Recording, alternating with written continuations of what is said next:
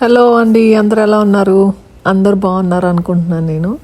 So ఇవాళ ఈ వీడియోలో నేను ఆటిజంలో ఉన్న వాళ్ళు స్టిమ్మింగ్ ఎలా చేస్తారు అండ్ అది చేయటం మూలన వాళ్ళకేం అనిపిస్తుంది అండ్ వాళ్ళు ఎందుకు చేస్తారు అండ్ ఆల్సో ఈ స్టిమ్మింగ్ని ఆపాలా, ఒకవేళ ఆపాల్సి వస్తే ఎలాంటి సిచ్యువేషన్స్లో ఆపాలి అండ్ ఒకవేళ ఆపకుండా దాన్ని ఎలా రెడ్యూస్ చేసుకోవాలి, ఇలాంటి టాపిక్స్ అన్నీ మాట్లాడాలనుకుంటున్నాను నేను.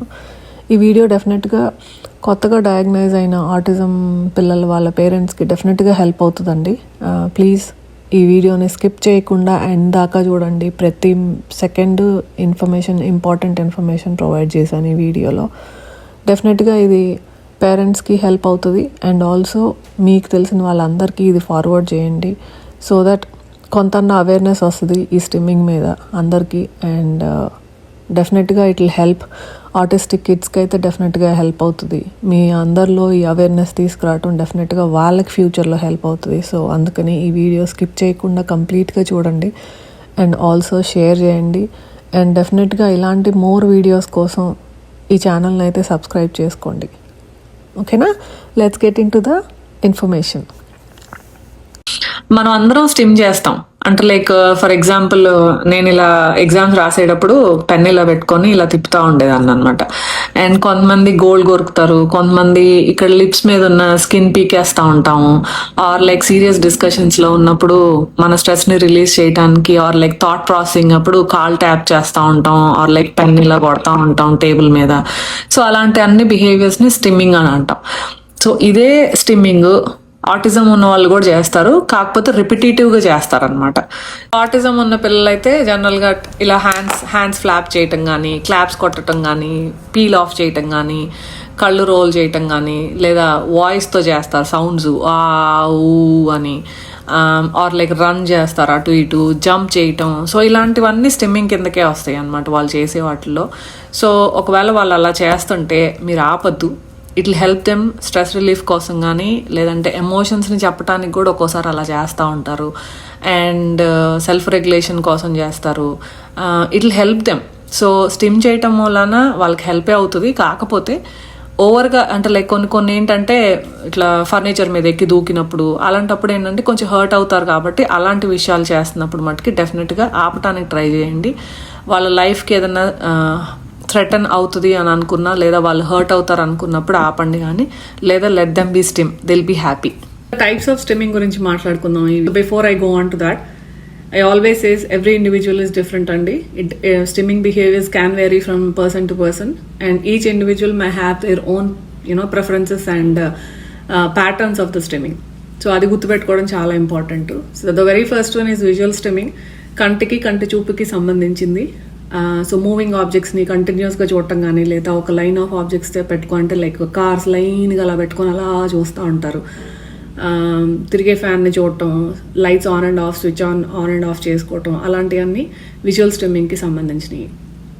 And auditory stimming sense of హియరింగ్కి సంబంధించింది.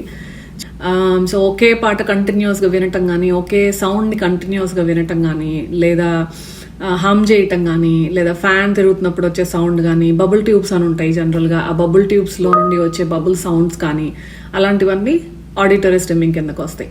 And then the next one is tactile stimming. Tactile stimming అంటే సెన్స్ ఆఫ్ టచ్కి సంబంధించింది. సో డిఫరెంట్ ఫ్యాబ్రిక్స్ కానీ, డిఫరెంట్ సర్ఫేసెస్ కానీ, లైక్ డిఫరెంట్ టెక్స్చర్స్ని కానీ టచ్ చేయటం, రబ్ చేయటం, ఆర్ లైక్ ట్యాప్ చేయటం, ప్యాట్ చేయటం, ఇలాంటివన్నీ చేస్తూ ఉంటారు. స్క్రాచ్ చేయటం, రబ్ చేసుకుంటూ ఉంటారు, చేతుల్ని ఇలా రబ్ చేసుకుంటారు, ఆర్ లైక్ ఫింగర్స్తో ఇలా అనుకుంటూ ఉంటారు, ఆర్ లైక్ స్క్రాచ్ చేసుకుంటారు బాడీని. చాలా మంది అయితే బ్లడ్ వచ్చేదాకా స్క్రాచ్ చేసుకుంటారు ఒక్కొక్కసారి. మూమెంట్స్, హ్యాండ్ క్లాప్ చేయటం కానీ, స్క్వీజ్ చేయటం, హగ్ చేసుకోవటం, స్క్వీజ్ చేయటం, ఇలాంటివన్నీ టాక్టైల్ స్టిమ్మింగ్ కిందకు వస్తాయి. స్టిమ్మింగ్ అంటే నోట్తో చేసే స్టిమ్మింగ్. అండ్ అది సౌండ్స్ కానీ, వర్డ్స్ కానీ, మీరు ఏదైనా చెప్పిన వర్డ్ పిక్ చేసుకొని ఆ వర్డ్స్ని రిపిటేటివ్గా చేయటం, ఆర్ లైక్ హమ్ చేయటం, ఏదైనా కానీ ఓకల్ ద్వారా చేసే స్టిమ్ని వర్బల్ ఆర్ వోకల్ స్టిమ్మింగ్ అంటారు. And it's kind of subset of auditory stimming అని కూడా చెప్పుకోవచ్చు. And the next one is gustatory and olfactory stimming అండి. Gustatory and olfactory stimming refers to sense of gustatory అంటే sense of taste, olfactory sense of smell. Strong smells and strong taste యూజువల్గా sensory స్టిమ్యులేషన్ని provide చేస్తాయి అన్నమాట. So ఎవరైతే స్టిమ్ చేస్తూ ఉంటారో ఇలా ఈ స్టిమ్ చేస్తారో వాళ్ళు స్పైసీ ఫుడ్స్ కానీ బాగా సోర్గా ఉన్న ఫుడ్స్ కానీ ఆర్ లైక్ బాగా ఎక్కువ స్మెల్ విచ్ ఆర్ నాట్ అన్ప్లెజెంట్గా ఉండే స్మెల్స్ కానీ స్నిఫ్ చేయడానికి ట్రై చేస్తూ ఉంటారు. అండ్ ఎగ్జాంపుల్స్ వచ్చి బైట్ చేయటం, చూ చేయటం, లిక్ చేయటం ఆబ్జెక్ట్స్ని కానీ మనుషుల్ని కానీ లేదా ఏదన్నా చూ చేసినప్పుడు నాన్ ఎడిబుల్ ఆబ్జెక్ట్స్ని చూ చేస్తూ ఉంటారు. ఆర్ లైక్ బైట్ చేయటం పీపుల్ని కానీ ఆబ్జెక్ట్స్ని కానీ, స్నిఫ్ చేయటం కానీ, లేదా గ్రైండింగ్ టీత్ని గ్రైండ్ చేయటం కానీ, లేదా ఏదైనా ఆబ్జెక్ట్స్ని టంగ్తో కానీ టీత్తో కానీ టచ్ చేయడానికి ట్రై చేస్తూ ఉంటారు. So these are all comes under gustatory and olfactory stimming. And the next one is vestibular and proprioceptive stimming andi. Vestibular is all about the body movements and proprioceptive is all about the balancing out where that body and what it is doing ane dan gurinchi. So examples vestibular and proprioceptive they go hand in hand. So examples వచ్చి like spin చేయటం, కంటిన్యూస్గా spin చేయటం కానీ, లేదా run చేయటం కానీ, లేదా jump చేయటం కానీ, ఆబ్జెక్ట్స్ మీద జంప్ చేయటం కానీ, లేదంటే థ్రోయింగ్ ఆబ్జెక్ట్స్ కానీ, పేసింగ్ కానీ, రోలింగ్ కానీ, లేదా రాకింగ్ చేయటం అంటే లైక్ ముందుకి వెనక్కి ఇలా రాక్ చేయటం కానీ, లేదా సైడ్కి రాక్ చేయటం, ఇట్లాంటివన్నీ వెస్టిబులర్ అండ్ ప్రొప్రాసెప్టివ్ స్టిమ్మింగ్ కిందకు వస్తాయి. ఇప్పటి వరకు స్టిమ్మింగ్ అంటే ఏంటి, ఎందుకు చేస్తారు, ఆ స్టిమ్మింగ్ ఎలా ఉంటుంది అనే టైప్స్ వాటి గురించి మాట్లాడుకున్నాం కదా. సో నెక్స్ట్ స్టిమ్మింగ్ ఎలా ఆపాలి.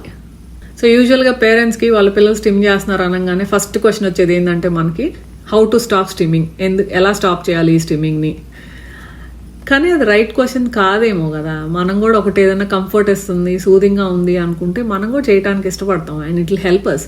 సో అలాగే మన క్వశ్చన్ మనం అడగాల్సింది ఏంటి అంటే how to reduce the stimming, మనం ఎలా హెల్ప్ చేయాలి మన కిడ్స్కి టు రెడ్యూస్ దట్ స్టిమ్మింగ్ అనేది ఆలోచించాలి.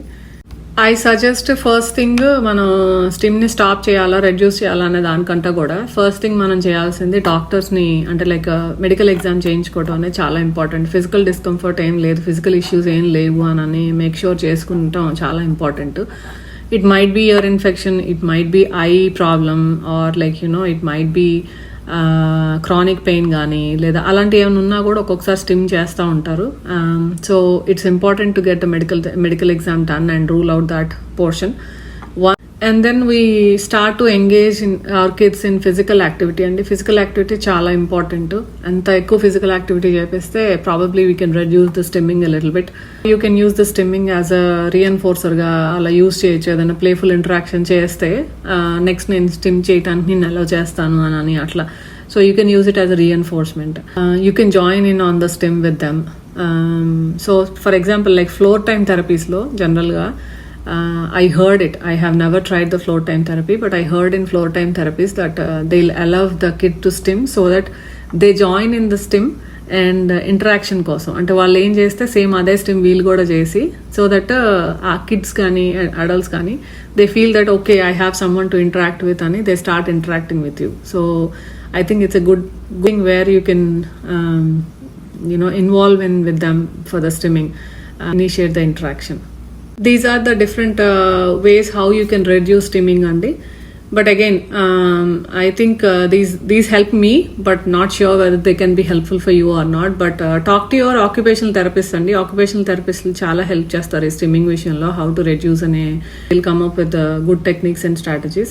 Every kid is different kabatti talk to your occupational therapist and they'll help you out with that. Stimming చేసేటప్పుడు అంటే లైక్ ఫర్ ఎగ్జాంపుల్ లైక్ ఇక్కడ పీల్ ఆఫ్ చేస్తున్నా కానీ లిప్స్ మీద ఉన్న స్కిన్ని పీల్ ఆఫ్ చేస్తున్నా or like nose picking which is socially inappropriate కదా. కానీ కొన్నిసార్లు అది నోస్ పికింగ్ చేసినప్పుడు బ్లడ్ వచ్చేదాకా ప్రిక్ చేసుకుంటా ఉంటాం. జంప్ చేయటం, షార్ప్ ఆబ్జెక్ట్స్ మీద నుండి జంప్ చేయటం సో దట్ వాళ్ళు హర్ట్ అవుతారు. అలాంటివి డెఫినెట్గా వాళ్ళకి హర్ట్ అవుతుంది అని అనుకున్నప్పుడు మటుకి డెఫినెట్గా you need to stop them or you need to redirect them immediately. But otherwise don't stop them అండి. Instead you can find ways to reduce the stimming.